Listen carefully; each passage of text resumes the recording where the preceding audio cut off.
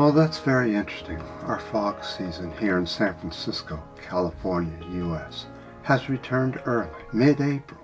Usually doesn't really set in till just before July, something like that. June-ish, about middle of June, July, August, and the end of September. Boy, our environment is all messed up. But here's an idea that I have been toting for years. It's called high-speed tube transport. What's new? Well, let's go over to the board and find out. So, Tesla is working on a type of high-speed tube transport.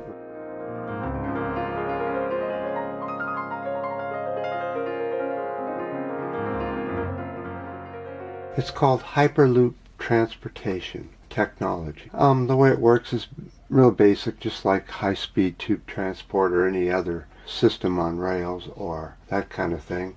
These are cities, different sizes, and the transport just connects them all in a very high-speed way. They're claiming in 5 to 10 years this system will be up, and they're boasting 760 miles per hour. That's pretty fast, but I mean, the Japanese trains.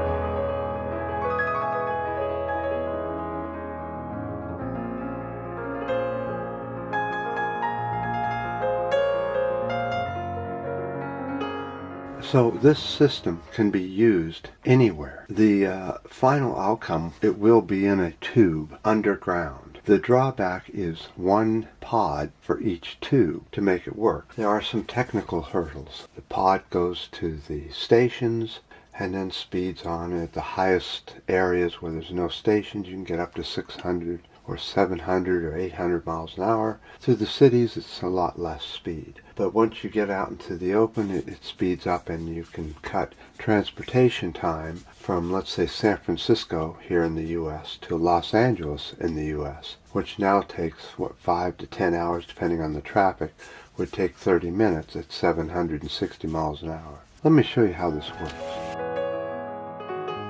You can use anything, but we're going to use this.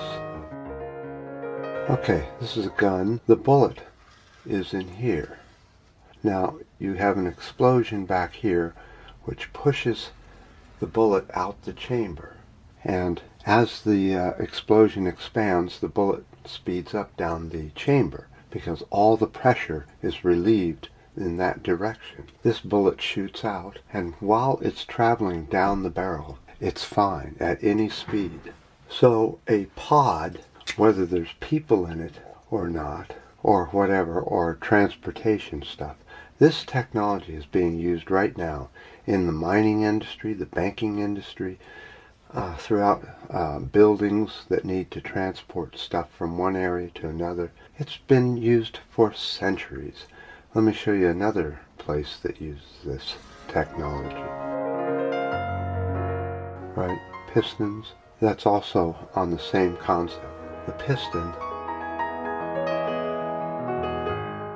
gets its power from an explosion up here inside the tube. There are rings that keep a good seal and keep the piston from turning like this.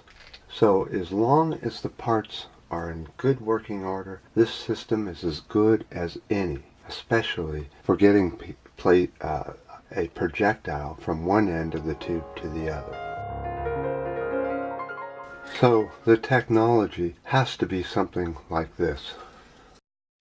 A giant tube with a whole bunch of tubes in it. And then this tube goes around and around in a circle, whether it be around the planet Earth or just around a few cities, or maybe an entire country. And you have spin-offs of these that do this. See, and then they can spin it off something like this. And they all will meet in one place for a station for transfers and things. But this is the future of transportation. How do we get the power to cause a vacuum in such a large tube? Well, because they're tubelets, it's not that big. But at each railway station, we'll just say this is This is a great big huge circle, but at each station you have a huge array of windmills making electricity and solar panel farms which make electricity from the sun.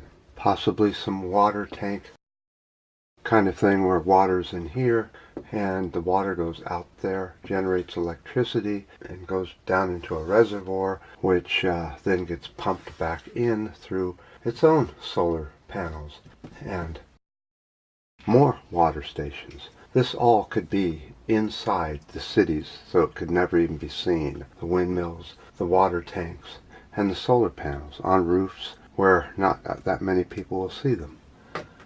You know, for Tesla to say that they're the inventor of this is ludicrous. Humans have been using tube transport ever since they were blowing darts at each other through tubes made from grass. It works.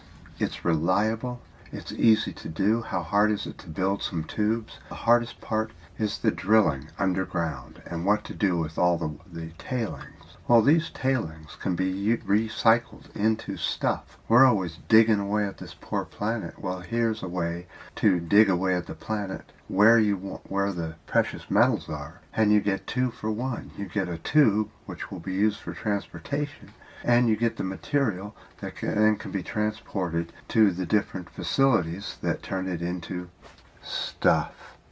This is eco-friendly. It's all underground. We can slowly get rid of the freeways and all at once this has been put into place and is working. Then we get rid of the old transportation systems, turn those into bike paths and garden ways and this kind of thing, while we transition into a one-type society with high-speed tube transport, one way or another. So, on a semi-foggy, cold, wet, drizzly day here in San Francisco, I appreciate all the ups and the new downs and the new subscribers, and the comment section is so screwed up. But I actually found out there's something called ghost posters, which is YouTube's way of getting rid of people they don't like, such as trolls. They let them post wherever they want, but they don't know that their post isn't being seen. So if you're a troll looking to see if your post is being posted on different channels, you're going to have 2 accounts, and you just go check it on the other account to see if it's a ghost post or not. That might explain why we have so many in the comment section, such a high number in the comment section, but we have half of that in the comment section. The number is wrong to how many comments. That's the only thing I can think of. YouTube, you just come up with the strangest stuff. Fix your comment section. Everyone else's works that way. Why not YouTube?